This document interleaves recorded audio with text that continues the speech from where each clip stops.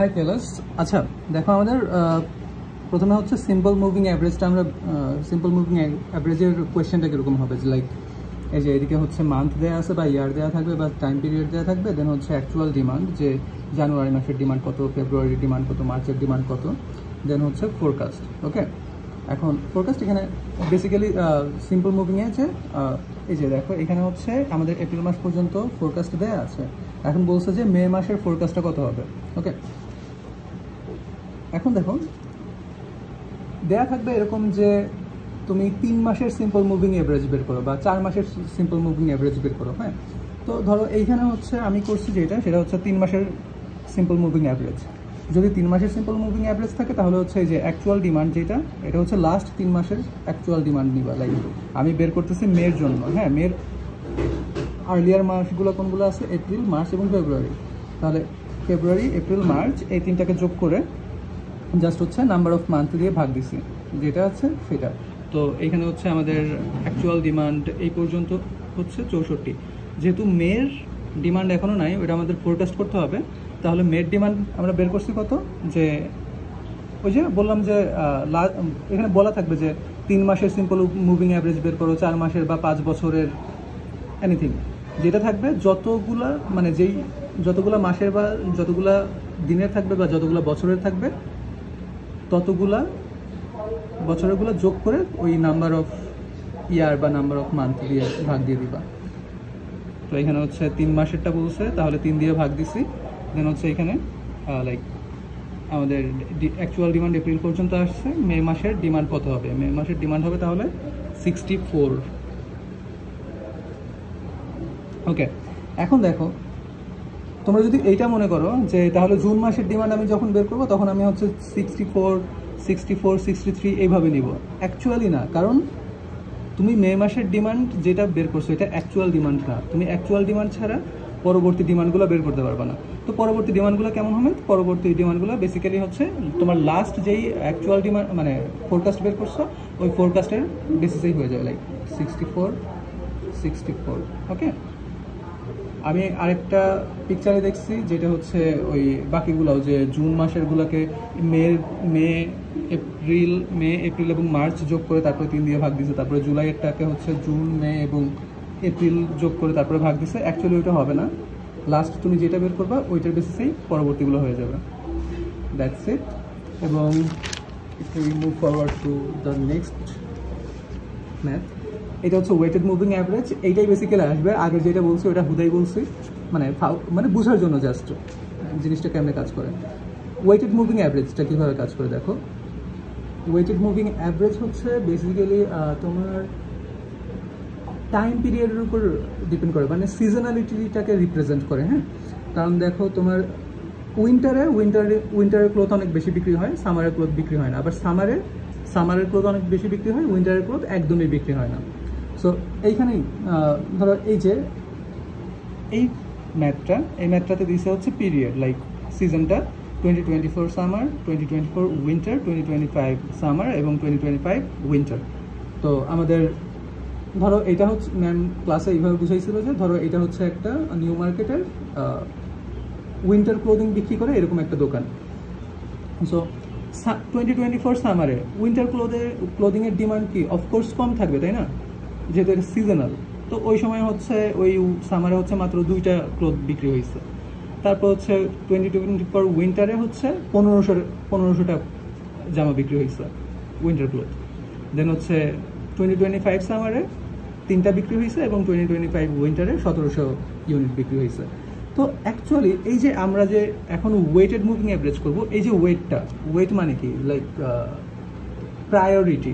হ্যাঁ, তুমি এখন আমরা যদি উইন্টারের ফোরকাস্ট বের করতে চাই যে 2026-এর উইন্টার ফোরকাস্টটা কেমন হবে, 2026-এ উইন্টারে কেমন বিক্রি হতে পারে, তো অফকোর্স আমরা হচ্ছে সবচেয়ে রিসেন্ট এবং সবচেয়ে রিলেভেন্ট যেটা সেটাতে সবচেয়ে বেশি ফোকাস করব। হ্যাঁ, এবং এই ফোকাসটাই হবে হচ্ছে উইদিন 100-এর মধ্যে তুমি মার্কস দিবা যে আমি 100-এর মধ্যে হচ্ছে আমার সবচেয়ে রিসেন্ট এবং রিলেভেন্ট যেটা সেটাকে আমি ধরো 70% প্রায়োরিটি দিচ্ছি। তারপরের সবচেয়ে রিলেভেন্ট এবং রিসেন্ট যেটা সেটাকে আমি লাইক ওইটাতে পার্সেন্ট দিতেছে, আচ্ছা ওইটাতে আমি কত দিব, 20 বা 22 বা 25 দিলাম। হ্যাঁ, আর যেগুলো হচ্ছে ইরিলেভেন্ট সেগুলোতে আমি কম দিব। সো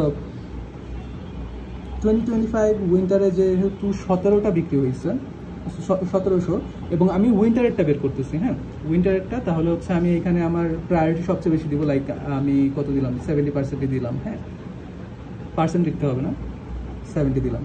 দেন হচ্ছে আমার তারপরে সবচেয়ে রিলেভেন্ট এবং রিসেন্ট কোনটা, তারপর হচ্ছে রিলেভেন্ট হলো 2024-এর উইন্টারের যেটা, সেটা হচ্ছে 1500। তাহলে এইখানে আমি কত দিব, এখানে 70 দিয়ে দিলাম, এখানে 30 বাকি আছে, 30-র মধ্যে আমি 23 দিই, 23 দিলাম। ওকে, 23 দেওয়ার পরে বাকি থাকে কত, 7। ওকে, 7 যেহেতু বাকি থাকে, আমি 2025-এর সামার যেটা, এটা যেহেতু সবচেয়ে রিসেন্ট, আমি এখানে হচ্ছে 5 দিই, এখানে হচ্ছে 2 দিই। মিলে গেছে, দেখো 70, 23, 93, 95, 93 এবং 95 হচ্ছে 98 এবং 200। ওকে, এখন হচ্ছে actual demand into weighted forecast, যেটা sorry actual demand into weight যত আসবে তত, লাইক এখানে 4 আসতেছে, 1500 ইন্টু 23 যত আসে, আমি পজ করে ক্যালকুলেশন করে নিই। ওকে, তাহলে হচ্ছে এই যে অ্যাকচুয়াল ডিমান্ড এবং ওয়েট গুণ করার পরে এগুলো আসলো, এবং সামেশনটা কত হইলো, সামেশন এত। তাহলে হচ্ছে আমি এটাকে 153,519 ডিভাইডেড বাই 100 দিয়ে কেন ভাগ দেবো, বিকজ আমাদের ওয়েটটা হচ্ছে আমরা 100-এর মধ্যে করছি। অফকোর্স অলওয়েজ 100-এর মধ্যে করবা। হ্যাঁ, ওকে, তাহলে যেটা আসবে এটাই হচ্ছে আমাদের উইন্টারের ওয়েটেড মুভিং অ্যাভারেজ। তারপর হচ্ছে সামারের ক্ষেত্রে, সামারের দেখো এইবার হচ্ছে আমরা সামারেরটা প্রায়োরিটাইজ করি, লাইক ওকে। এখন আমরা যদি সামারেরটার ওয়েটেড মুভিং অ্যাভারেজ বের করি, সামারে আমরা কোনটাতে সবচেয়ে বেশি ওয়েট দিব, যেহেতু সামারের ডিমান্ড বের করতেছি, হ্যাঁ সামারের ফোরকাস্ট বের করতেছি, তো সামারের ফোরকাস্ট বের করার জন্য কোনটা দিব, 2025-এর সামার যেটা, সেটা হচ্ছে আমাদের সবচেয়ে বেশি রিলেভেন্ট। তো এইটাতে আমি দিচ্ছি কত, লাইক এটাতে আমি কত দিব, 85 দিই। ওকে, 85 দিলাম। দেন হচ্ছে তারপরে সবচেয়ে রিলেভেন্ট এবং রিসেন্ট কোনটা, তারপরে সবচেয়ে রিলেভেন্ট হচ্ছে 2024-এর সামার, এইখানে আমি 85 দিয়ে দিলাম, বাকি থাকে 15-এর মধ্যে আমি ধরো 10 দিয়ে দিলাম, কত হইল 95। তারপরে হচ্ছে 2024-এর উইন্টার, এটা কিন্তু আমার সামারের ফোরকাস্টের জন্য রিলেভেন্ট না, তো এখানে আমি যেহেতু 5 আছে এটাতে, আচ্ছা রিসেন্টটাই আগে আসি 5-এর মধ্যে, তাহলে এইখানে আমি কত দিব, লাইক 3.5, আর এখানে থাকে 1.5। দ্যাটস ইট, 100 মিলে গেল। এখন হচ্ছে আমরা এ ইন্টু ডব্লিউ যেটা আছে এটা বের করে জাস্ট ডিভাইড করে দিব 100-এ, ওই সামেশনটাকে 100 দিয়ে ভাগ করব, দ্যাটস ইট। আর হ্যাঁ, আর এইখানে এই ম্যাথে কিন্তু সবার অ্যান্সার সেম আসবে না, সবার অ্যান্সার আলাদা আলাদা আসবে, লাইক এক একজনের অ্যান্সার আলাদা আলাদা আসবে, বিকজ তুমি তোমার ওয়েট তোমার মতো করে দিচ্ছ, সো এরকম। আর নেক্সট ম্যাথ দেখি, নেক্সট ম্যাথ কি আছে, আচ্ছা এটা ম্যাম ক্লাসের মধ্যেই করাইছে, এটা দেখে ফেলি যে আমাদের দেখো এইখানে হচ্ছে ফোরকাস্ট 1 এবং ফোরকাস্ট 2, এটা হচ্ছে সেই এমএডি এমএসসির ম্যাথ, যে অ্যাকচুয়ালি কোনটা বেটার না। তো দেখো এই ফোরকাস্টে আমাদের ইয়ার 2021, মানে ইয়ারগুলো দেওয়া আছে 2025 পর্যন্ত, অ্যাকচুয়াল ডিমান্ড দেওয়া আছে যে এতগুলো ছিল ফোরকাস্ট।